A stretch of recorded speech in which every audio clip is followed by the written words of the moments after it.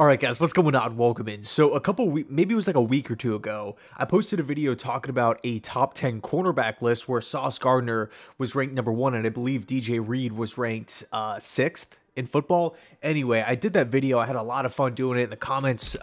It was just so cool, kind of like diving into everybody's top 10 list and stuff like that. So in this one, I wanted to kind of have more of a broad approach, right? Look at the NFL as a whole and rank every single NFL team, not necessarily going through power ranking style, but more so a tier list, right? And I have the 5 separate tiers here. The first is Super Bowl or bust, right? That's S tier. Next up, A, playoff team. When I think about the team, it's just like, yeah, that team should be in the playoffs. B, around 500, right? So that 7, 8, 9 win mark, you know, maybe a game above 500, maybe a game or two below, but you're in the middle tier of the NFL. You're definitely not horrible, but at the same time, you're not elite. There are things going wrong. And then C, sub 500. This isn't necessarily like the exact 8 win mark, but I'm thinking, you know, 6, 5 wins, somewhere in that category. And then last but not least, D, which is top 3 to 5 pick in the NFL draft. Just a complete rebuild. The team just has a lot of question marks overall. So let's dive in, and we're going to go through alphabetical order. First up here, we got the Arizona Cardinals. I'm going, man, I got to go in the last category here, top 3 to 5 pick in the NFL draft. When I think about Arizona, you know, I do like Jonathan Gannon. I do. I think they had to make a change at head coach, even though when we look at the overall win category, they might take a step backwards this season. I think the smart move here is to make the long-term play. Blow it up, right? No DeAndre Hopkins. Kyler Murray, obviously, is going to be missing a portion of the season due to injury. Rookie head coach in Gannon. It's a young overall coaching staff as well. Will the team trade Budda Baker? I'm not sure. They're playing in a division with the 49ers, with the Seattle Seahawks, 2 playoff teams from last year. And they also traded for they made a trade with the Houston Texans in the NFL draft. There's a very, very good chance that the Cardinals can land 2 top 3, top 5 picks here in the NFL draft. So although I really like their draft from this past class with Paris Johnson in round 1, really was a big fan of it. But as we just look at 2023 wins and losses, for me, I definitely feel like the Cardinals are going to be bottom 3 in football. Next up, we have the Atlanta Falcons. And this one's a bit tough because I feel like a lot of the Falcons' success or failures this season will come at the hands of Desmond Ridder. How good, how effective of a quarterback will he be? I think the jury's still out, but I will say this. If, you know, you're a Falcon fan looking at the quarterback position and kind of just shrugging your shoulders like, hey, what are we supposed to expect here? I do think it bodes well for Ridder because the Falcons had numerous opportunities to make a move at the quarterback position, whether it was in, you know, the first couple of waves of free agency or even the NFL draft. I mean, they had a lot of guys to choose from and they passed every single time. So Ridder's the guy. I do think that bodes well. I think if Ridder was horrendous, I think if he just was not a viable option, Atlanta would have made a move this offseason, and obviously they didn't. So I think for me, I'm going to put them right around the 500 mark. You know, they finished with 7 wins the past 2 seasons. Say what you want about Arthur Smith, but he tends to get a lot out of this roster. I mean, you just look at overall depth of the team. I mean, people were taking shots at the Falcons left and right last season. I remember they had joint practices with the Jets, and I mean, the amount of hate that the Falcons received was absolutely insane. They end the season with 7 wins, and it's like, man, hats off to Arthur Smith. I understand that it's not 10, 12, 13, 14 wins. It's 7. Can't get too excited, but at the same time, when you look at the record compared to the roster, back-to-back seasons here, it's like, okay, hold on a second. He's doing a pretty good job. Also factoring in Bijan Robinson, a top 10 pick. This team has weapons offensively. So I think for me, they're probably going to finish right around the same mark. But again, it comes down to Desmond Ridder. Next up, Baltimore Ravens. I view this team as a playoff squad, right? I think with the healthy Lamar Jackson, the swap at OC with Todd Monken coming in the building, going to be a brand new offense. Odell Beckham at wide receiver, Zay Flowers now at wide receiver. Baltimore's well coached, right? With Harbaugh, they're going to play good smash mouth defense, hard nosed defense. I think Kyle Hamilton will take another step this season. One of my favorite players in football. To me, the Baltimore Ravens are a playoff team. I know they're much like the Jets. They play in a great division. You're looking at maybe Cleveland as the worst team in the AFC North, but at the end of the day, nobody's really talking about Cleveland as like a bottom feeder in football. There's a lot of people out there that believed Cleveland could make the playoffs. So the bottom line is the AFC North is loaded. And with that said, I view Baltimore is one of the better teams in the division and making the playoffs. Next up, Buffalo Bills, same category here, playoff team. I think Buffalo made a lot of underrated moves this offseason, whether it was adding Connor McGovern at guard, which was a huge weakness, Dalton Kincaid in the first round, Osiris Torrance in round 2. You're drafting guys with high floors, but at the same time, high upsides. You're looking at Leonard Floyd coming in on a 1-year contract, Von Miller going to be back healthy. I don't really know what's going on with the Stephon Diggs situation, but I mean, when you're looking at the Bills roster up and down, offense and defense, it's pretty damn good, right? It's pretty good. I believe right now they are 3rd in the Vegas odds to win the Super Bowl. Franchise quarterback Josh Allen, great defense under Sean McDermott now, and Eric Washington did get a promotion, so no more Leslie Frazier, but I don't think Buffalo's defense is going to take this like humongous step backwards. They did lose Edmonds, but at the end of the day, Buffalo a little bit more healthy, address some positions of need in the offseason, and who knows, maybe they go get Dalvin Cook, maybe they go get DeAndre Hopkins, 2 guys that have been linked to the Bills so far. So for me, playoff team easily. Next up, Carolina Panthers, going to be really fun, right? Brand new head coach in Frank Reich, although he's not a, rookie head coach. He's done this before with the Colts. This is somebody who knows offensive football. But first overall pick Bryce Young, now in the mix. They got studs all over the field, right? Especially on defense with J.C. Horn and Jeremy Chin and Brian Burns. They got a lot of talent. A lot of younger players, and I think Carolina is definitely going to be one of the more intriguing teams, one of the more fun teams to watch. But I don't see them, a lot of people have this team making the playoffs. I don't want to go that far. For me, I'm going to put them in the C category, sub 500. I think right now Carolina will be good, but they have to lay the foundation first. The division, granted, it's definitely towards the bottom when we just look at overall strength, but Carolina, I feel like they're going to be competitive. They're going to be knocking on the door, but just right now, maybe around that 6-win mark. That's kind of what I'm thinking for Carolina. Next up, we have the Chicago Bears. And the Bears are interesting, right? For me, I'm hoping Justin Fields takes that next step. You're looking at Eberflus, rookie head coach last season, going into year 2. Luke Getsy going into year 2 as an OC, working with Fields directly. They had a couple of nice acquisitions looking at like DJ Moore, obviously with the draft pick trade right there. They drafted Darnell Wright at right tackle. I think those 2 moves were sweet. Right, I think Chicago right now, they had a couple of awesome wins last season, in Foxborough early on against the 49ers. I'm looking at Chicago as a team that I personally am rooting for to take that next step. Some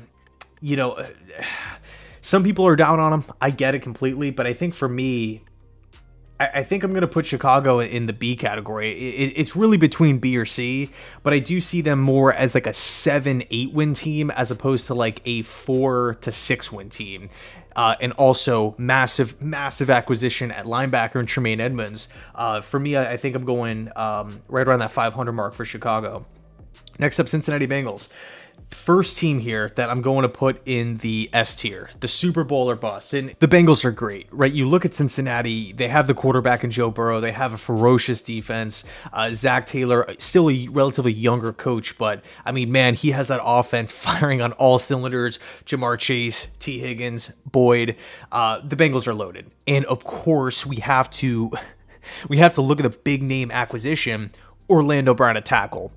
I mean, I love that move for Cincinnati. I like how the Bengals were aggressive in these past 2 off seasons. They've been aggressive. These past 3 off seasons, they've been aggressive in trying to acquire more talent, saying, hey, we aren't winning the Super Bowl. What more do we need? Okay, we've identified the problems. Let's go attack it. They did lose Jesse Bates, but I do like Daxton Hill, former, a top-end pick from Michigan. I think nobody is looking at the Cincinnati Bengals and saying, man, 500, right? Obviously not. I think nobody would really be surprised if Joe Burrow and the Bengals win the Super Bowl next season. So next up, we get the Cleveland Browns here. And Cleveland on paper is pretty interesting. They do have a lot of talent at multiple positions. And I think really the big thing that everybody's kind of waiting to see, is Deshaun Watson with a full training camp and a full preseason under his belt.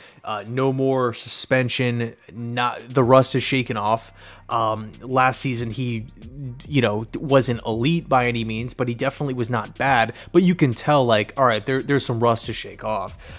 This season, will Deshaun Watson look like a top-level quarterback?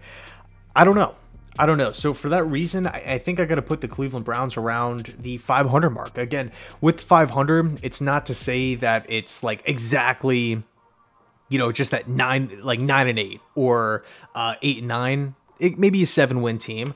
But again, Cleveland, stacked division. They're in the AFC. I feel like with the amount of talent they have, they should be competitive.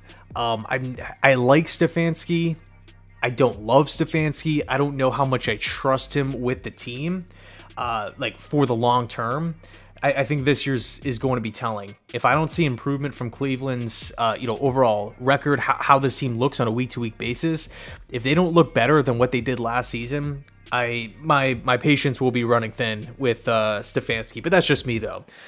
Next up, Dallas Cowboys, playoff team. I think Dallas's defense is going to be great, right? It's well coached by Dan Quinn. They have playmakers at all 3 levels of the defense. There's going to be some continuity there going into this season. And really, the question mark for me is how will the offense look under Mike McCarthy calling plays? It's not going to be Kellen Moore. Something interesting to watch there. But I mean, man, from a talent perspective, I think Dallas is totally fine offensively. But I do feel like the defense will be the main show, if you will, and the offense will not necessarily lag behind, but it's like, all right, if the offense can just take care of the football, not turn it over, not make critical mistakes, and look average, I think the Dallas Cowboys are going to rack up a lot of wins. Next, we got the Denver Broncos here. This is one of those teams that, to me, is just going to be super, super hard to predict. We saw what they did last season. Obviously, super, super disappointing. But we look at Sean Payton, and then B, we look at some of the good stuff that the Broncos did last season, right? What were some of the redeeming qualities of the Denver Broncos? You start looking at the list and it's like, man, this team is like, there's a lot. This wasn't just, they had a bad season, but it wasn't just devoid of talent. It wasn't just, an abomination of a roster, if you will. They had tons of players hurt. They had a stacked defense. They have a great home field advantage. They have offensive weapons. Another team that's linked to Dalvin Cook here. The big question is Russell Wilson. But even if Russell Wilson isn't what he was with Seattle, I do see Sean Payton coming out of, his gig with Fox. He's not just going to do that for a random NFL gig. Right, he's leaving that. I mean, he's one of the at the time, he was like the top guy on the market. Who's interested in Sean Payton? Like everybody was, whether it was this season or if if he stuck at Fox, one more season, he would have probably been the top candidate next year. And he left, joined the Broncos. He's not doing that to bounce after a year or two. I think he really knows the potential of this Broncos roster, both on offense and defense. So, man, it's just the whole Russell, like on paper, man, the Broncos should be so good. But because I have yet to see it, because the AFC is absolutely loaded, I think I'm just going to put them in the B category. I definitely don't see them as a 5-6 win team around like the sub 500 mark, but I just don't know if I can say, oh yeah, Denver, they're a 12 win squad. You know, this is the team that's going to beat Kansas City for sure. They're going to beat the Chargers for sure in the, you know, AFC West and trump those other squads. No questions asked. So I think for me, right around that 500 mark. So next up is the Detroit Lions, and this is a team that I'm really, really excited about. In fact, my best friend's a diehard Lions fan, but they have so many things going for them, right? When you look at just Dan Campbell and the coaching staff, Ben Johnson coming back, not accepting a head coaching opportunity elsewhere, going to remain as the OC. You look at what Jared Goff was able to do. By the numbers, he was one of the best quarterbacks in football. You look at some of the offseason acquisitions. I mean, Gardner Johnson at safety. I mean, that was huge, coming in on a relatively cheap contract for safety, you know, a guy of his caliber. And then the draft, they knocked people. Look, people were hating on the Jahmyr Gibbs pick. Took him too high. You don't take a running back that high, let alone the RB2 in the class, you know, behind Bijan Robinson. I gotta say, I really like the pick. I do. I watched him back with Georgia Tech and at Alabama. Gibbs is going to be a great player. Yes, they traded DeAndre Swift, but at the end of the day, the Lions drafted their first 4 picks, to me, are going to be 4 starters. Jahmyr Gibbs, Jack Campbell from Iowa at linebacker, Sam Laporta, also an Iowa Hawkeye at tight end, and then, of course, Brian Branch from Alabama, who was the consensus best safety in the class, which they got him an absolute steal for where they were able to select him. So for me, I'm going to put Detroit as a playoff team. You know, especially when I'm looking at the division, I think the Bears will be a little bit better, like we talked about. The Vikings and the Packers don't really like blow me away or anything like that. So I think the Lions are actually going to win that division.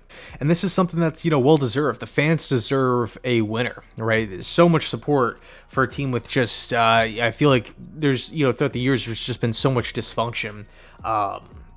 So much coaching turnover as well. Man, it's crazy. But looking at the Lions' rival here in the Green Bay Packers, this one, much like the Atlanta Falcons, how will Jordan Love look? So much rides on Love's success and failures. You know, if he's horrible, I don't really see the Packers doing much of anything this season. But if he's, you know, above average, if he looks like a franchise guy, it's like, okay, all of a sudden Green Bay can maybe make some noise. I don't think they're as good as Detroit. But with that said, I think I'm going to put them right around the 500 mark. You look at the defense, so many good players. Jair Alexander, top-notch corner. I really like a lot of the players on the Packers defense, and then a bunch of young players on the offense side of the football, especially at wide receiver. So it's going to be, you know, finally, it's going to be like we're looking at like the changing of the guard, right? Going from like Favre all those years, Aaron Rodgers all those years. It's a new leaf in Green Bay, and for the fans of the Packers, it's like, how could you not be excited, right? We're going to watch a quarterback that we just don't really know what to expect, but he was a first-round pick, physically checks all the boxes with the mobility, with the arm strength, with the size, with the weight. He's had 3 years to sit on the bench, knows Matt LaFleur, knows the system, watched Aaron Rodgers do it. I think Green Bay is going to be a fun team to watch, but I don't want to say, oh yeah, that's a playoff team 100%. Next up, Houston Texans. I'm going to say D. I think top 3, top 5 pick in the draft. I love CJ Stroud. I do. I love some of their young players on that squad, but I think right now this team kind of reminds me a little bit of the Jets a few years ago, where they hire a rookie head coach, and Ryan's coming in, and ironically enough, former 49ers defensive coordinator, but they're also getting a super young offensive coordinator. They drafted a quarterback second overall, and the intention is to start him right out of the gate. I don't see a situation where like Stroud only plays like 5 games in the back of the, you know, at the back of this, in the back of the year. I think right now Houston, they just have to lay the foundation, right? Much like Arizona, just get a couple of quality wins out there, try to hang in with some of the top dogs in football. You know, show some promise, get better as the season goes on. Even if it's just a little bit week in, week out, that's still monumental progress in the grand scheme of things. So for Houston here, I don't see them as a playoff team. I don't really see them snagging 8-9 wins, or even like 6-7 for that matter. I'm thinking maybe like 3 to 5, somewhere in that range. So yes, with the Indianapolis Colts, I see them maybe being a little bit better. I was a big fan of the Steichen hire, but Anthony Richardson, what are we really going to get with that? Is he going to be the day one starter? If not, it's Gardner Minshew. But I will say this about the Colts. Their defense, man, DeForest Buckner, one of my favorite players to watch, just dominate on the inside of the defensive line. The Colts have a lot of things figured out defensively. They really know how to maximize talent. And for that reason, I definitely don't see the Colts, snagging like 2, 3, 4 wins. I'm thinking like 6, somewhere in that range. So for me, I'm putting him in C, the sub 500 mark. Jacksonville Jaguars, playoff team for me. I think right now they're the best team in the AFC South. Trevor Lawrence trending up, Doug Peterson trending up. They added some playmakers, most notably Calvin Ridley at the trade deadline last season. I think he's going to be a huge boost. And, at the end of the day, I hate to say this, but like Houston, Indy, Tennessee, they don't really pose much of a threat, in my opinion, to Jacksonville. We look at how the Jaguars finished last season. They had the playoff win against the Chargers. Man, I like the Jags. I think they will be a playoff team, winning the AFC South pretty easily. So next up, defending Super Bowl champions, the Kansas City Chiefs. Not much really needs to be said here. Have so many things figured out. Franchise quarterback. They have the coaching. They have the depth. They have the talent. Made some moves at wide receiver. I know that's been a little bit of a question mark with, Sky Moore, Valdez-Scantling. Maybe they do land DeAndre Hopkins. I don't know. But regardless, to me, they are S tier. Super Bowl or bust. Simple as that. LA Chargers. Tough, but I think playoff team. And the reason why I say tough is just because of, again, the conference, the division here. But at the end of the day, the LA Chargers have a ton of talent. The personnel is there. If they could just stay healthy, keep their pass rushers on the field, keep Derwin James on the field. Kellen Moore is coming in. Hopefully he can get more out of Justin Herbert, even though that sounds crazy given what we've seen so far through his young career. But the Chargers, man, they had that huge lead on Jacksonville in the playoffs, and they ended up blowing it. Credit to Jacksonville. Came back, watched the game. It was insane. But no, I look at the Chargers. Are they a top 7 team in the AFC? I think, yeah, the answer is A tier playoff squad. Okay, next up, the LA Rams, and a lot of people are down on the Rams. Like, there's a lot of people talking about the Rams having a top 3 to 5 pick this season. I'm not going to go that far. I mean, with a healthy Stafford, with a healthy Aaron Donald, with a healthy Cooper Kupp, and of course, Sean McVay still running the show with the Rams, I just can't see them finishing with like 3 wins, 4 wins. So I'm going to put them in the C category. I don't view them as a playoff squad. Obviously, they lost a lot of pieces just due to financial reasons, in some cases because of age as well. But at the end of the day, I view the Rams as a team that could knock off the best team in football on any given week. But at the same time, I just don't see that being sustained throughout the course of a full NFL season. So for me, C tier. Next up, the Las Vegas Raiders. Super interesting here. Jimmy Garoppolo, quarterback. There's already drama there with the physical. But I think with the additions that the Raiders made, whether you want to talk about like Wilson in the top 10, Michael Mayer in round 2, I really like the acquisition of Epps at safety. Who else? Jacoby Myers at wide receiver. Going to be a nice number 2 complement to Devontae Adams. I think... And also, we have to factor, another thing with the Raiders, we have to factor in how this team lost a lot of games last season. They were like, 1 possession losses, just horrible blunders, blowing games, blowing big point leads. Man, I really want to say, we're not going to see a duplicate of last season. So I want to put them in the B tier. Like the pass rushers alone, I just, I get excited about the defense. Again, Wilson, Max Crosby, Chandler Jones. I mean, the Raiders have talent. This is a fringe B or C team for me. But I think I'll give the Raiders the benefit of the doubt. I think they'll be around that 500 mark, 7 to 9 wins, somewhere in that range. Although I could see, look, if Garoppolo gets hurt, early in the season and there's quarterback question marks and guys are buying out early, maybe they lose a bunch of games early on and you have guys, bailing on McDaniels. I could see sub 500, like that 5-6 win mark. But again, I'll give the Raiders the benefit of the doubt here. I'll throw them in B. Next up, Miami Dolphins. I'm going to say playoff team. I look at what this team was able to do last season, and much like a lot of teams here, this was a playoff team a year ago, and although they were streaky, you saw the talent with Miami. I think you can't really deny the fact that the Dolphins are like all in. They will do whatever it takes to go land these big name players. I mean, Tyreek Hill and Taron Armstead. We saw that this offseason with acquiring Jalen Ramsey. In fact, we actually look at where Miami struggled the most. In my opinion, it was the pass defense. That was something that needed to get better for the Dolphins. They add Jalen Ramsey. They draft Cam Smith in the second round, which, I thought he was not going to fall to them. So I hate to admit it, but a solid pickup there. And then Vic Fangio, one of the best, this is not really an argument, one of the best defensive minds in all of football. So, of course, when you're factoring in these moves, again, they have to go out, they have to execute. They are playing against a great division, a great conference. But man, when you look at what Miami needed to do, like their offseason checklist, I think for me they really hit the ball out of the park. So for me, I do view the Dolphins as a playoff team here. Next up, the Minnesota Vikings, and this is a team that it's so hard to predict. Playoff team last season, everybody knows about the great record, but they came away with like a lot of one possession wins. A lot of people are saying, hey, it's not going to be duplicated, which I totally understand. And factoring in all of their losses. I mean, Eric Kendricks at linebacker, Dalvin Cook was released, Adam Thielen, they're keeping Cousins around.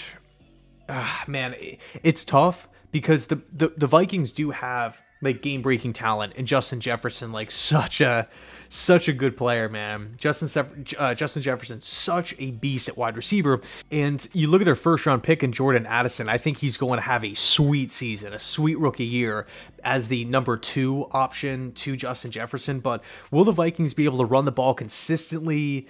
Will the ball bounce their way like it did multiple times last season? I admittedly do like O'Connell as head coach, but I don't see them as a playoff team. Again, I do view the Lions as a superior squad. So I think for me, Minnesota is around B or C. I guess I think I'm going to put them in C, around that 6-7 win mark. For me, I just don't know with the amount of losses that this team had. Pat Pete, another roster loss. I just don't know. I have a hard time seeing this team rack up 9-10 wins. I just can't get myself to that point. Maybe they prove me wrong, though. I do like Minnesota.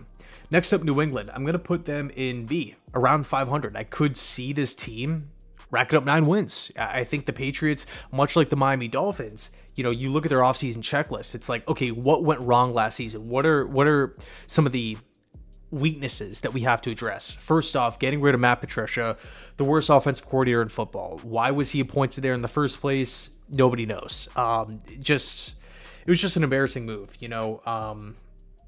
They had to make a change, right? Going from Matt Patricia, Joe Judge to Bill O'Brien. I know Bill O'Brien isn't Andy Reid, but he knows what offensive football looks like.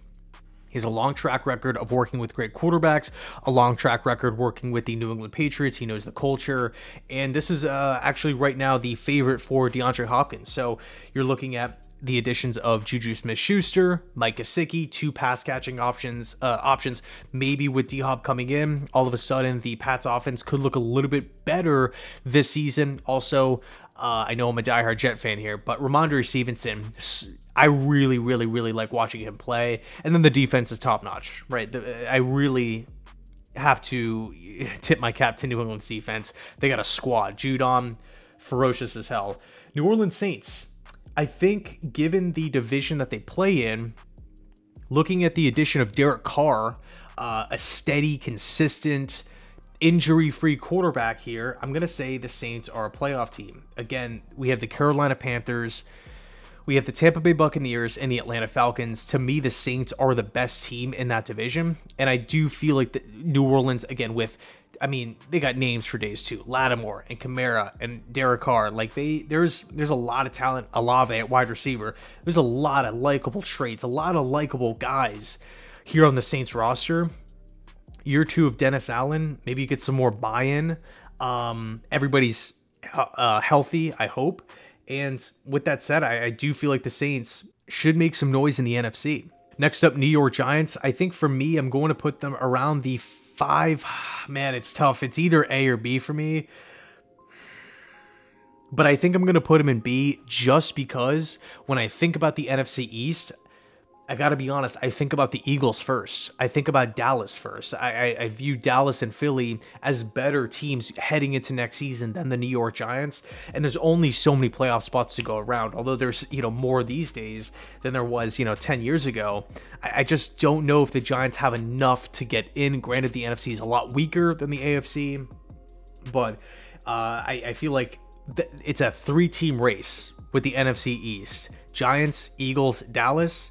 But again, I just feel like Dallas is the better team. I feel like Philly's the better team. And I think the Giants are going to have an uphill battle. Although I will say this, John Michael Schmitz at center, I'm really, really excited to see what he can do with Brian Daboll in this offensive line.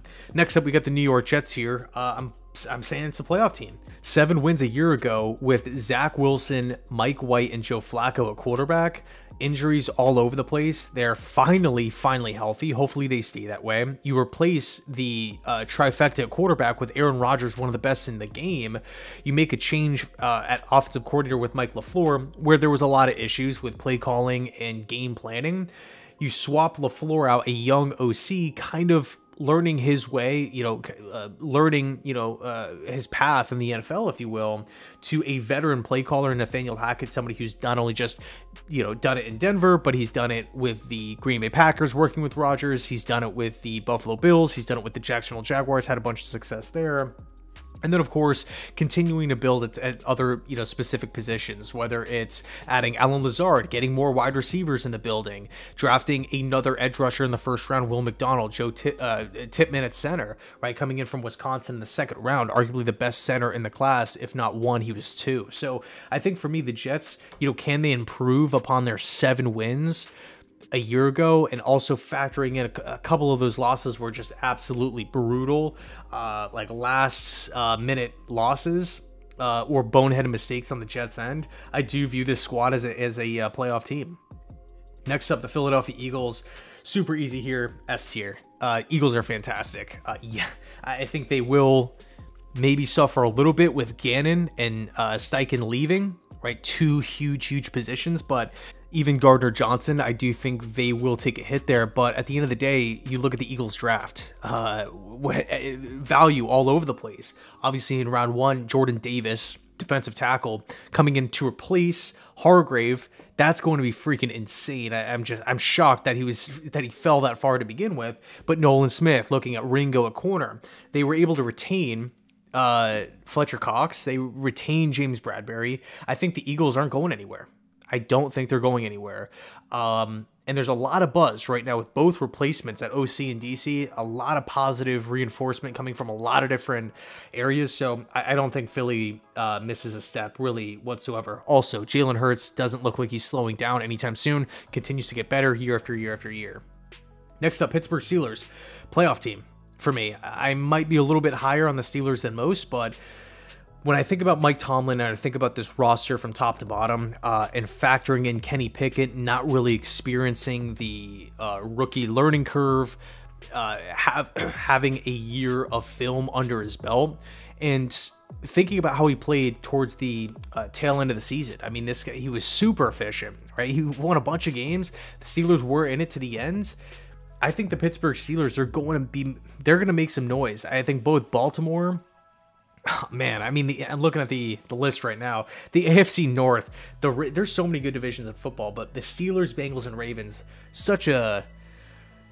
just a stacked division, man. It's crazy, but I do feel like the Steelers could very well make the playoffs this season. I'm high on Pittsburgh. I am.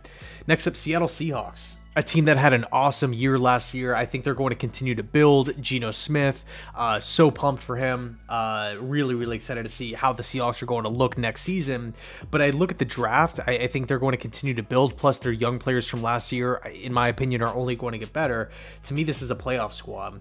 San Francisco 49ers, I think S tier, right? I know there's some question marks at quarterback, but at the end of the day, the 49ers are well coached. They have talent and depth all over the place. The defense is freaking legit. They just brought in Hargrave on the defensive line. Like, the rich are getting richer. It's insane. I think the 49ers are a fantastic team. Tampa here. Tampa's tough.